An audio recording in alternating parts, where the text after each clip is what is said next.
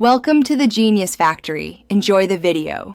You start by preparing your wallet and connecting to the right network. Add the Spotlight token contract to your token list so you can see balances. This prevents mistaken transfers. Once done, ensure you hold enough native gas to cover approvals and a swap, typically 0.01 to 0.05 of the chain's currency. Then open the Spotlight D app, connect the wallet, and authorize only the exact address you need. Don't grant unlimited approvals unless you intend long-term use. You now acquire and approve Spotlight tokens. Use the Spotlight D app swap or a reputable DEX to convert your native currency into Spotlight. Confirm slippage and minimum received. Next, approve the contract to spend the specific token amount required. This reduces risk compared with unlimited approvals.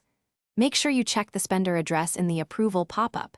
If it's unfamiliar, cancel and verify on the project's official sources. After approval, you can proceed to staking, liquidity, or governance actions within the D app. Complete your workflow by staking or using the Spotlight features you intended. Follow the D app's exact staking flow, confirm amounts, and be mindful of lockup periods so you won't accidentally unstake early. Claim rewards when profitable, batch claims to save on gas, and monitor reward accrual in the D app dashboard. If a transaction fails, first check your non-C and gas settings, verify you're on the correct network and contract, then reattempt. If problems persist, export transaction data and contact official support with TX hashes for assistance.